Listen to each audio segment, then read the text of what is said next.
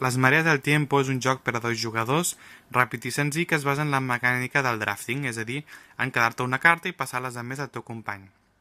De què es tracta el joc? El joc es tracta de jugar una sèrie de cartes que representen civilitzacions, d'acord, construccions, meravelles, que combinades entre elles donaran diversos punts. En primer lloc, voldria destacar el magnífic treball artístic de les il·lustracions de les cartes, com podeu veure. Són genials. Només hi ha 18 cartes en tot el joc, molt poques, però són d'un tamany gran i com podeu veure les il·lustracions són molt boniques. Aquí he preparat un joc com si ja s'haguessis jugat la primera ronda. Recordeu, us venen 5 cartes a la mà i vosaltres escolliu la carta que voleu jugar, d'acord? I passeu el mazo a l'altre jugador el passa a vosaltres i així fins que haguem jugat 5 cartes. De manera que ara estem al final de la primera ronda on tenim 5 cartes jugades.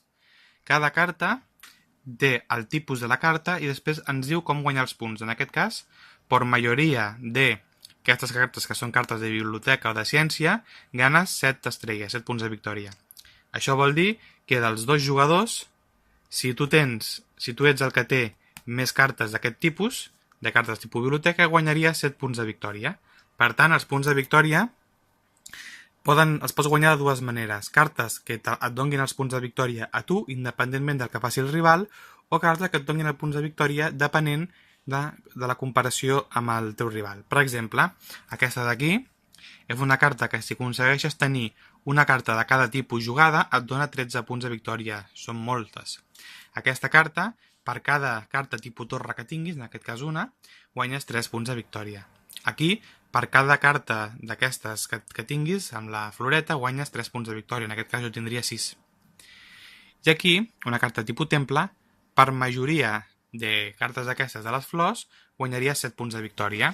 Com que el meu rival no en té cap de carta que tingui flor, jo guanyaria també els 7 punts de victòria d'aquesta carta. Com podeu veure, els punts de victòria depèn dels 2 jugadors. Llavors, quan s'acaba la primera ronda, es compten els punts de victòria, s'apunten en aquesta llibreta que et ve aquí. El que fas és que una d'aquestes cartes la deixes jugada a damunt del teu taulell. Queda per tota la partida i se li posa una fitxa d'això que representa que és una relíquia del passat. Per exemple, jo ho deixaré aquesta d'aquí, que dona molts punts, l'intentaré complir la següent ronda, d'acord? La deixo aquí i em donaré, i les altres es descartarien i es començaria una nova ronda de drafting amb les cartes que queden. De manera que es tornaria a jugar una altra ronda.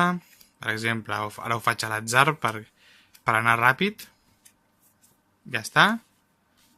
Una altra. Molt bé. I ara, una vegada els dos haguéssim acabat, es tornarien a comptar els punts, d'acord? Per cada temple 3 punts de victòria. Per cada pal que tinguis guanyes 3 punts de victòria, etc etc. Al final de la següent ronda es posen els punts de victòria i es posa una altra fitxa de relíquia damunt d'una altra que vulguis conservar per última ronda. En aquest cas, diríem, per exemple, jo què sé, aquesta, d'acord? Les altres es descarten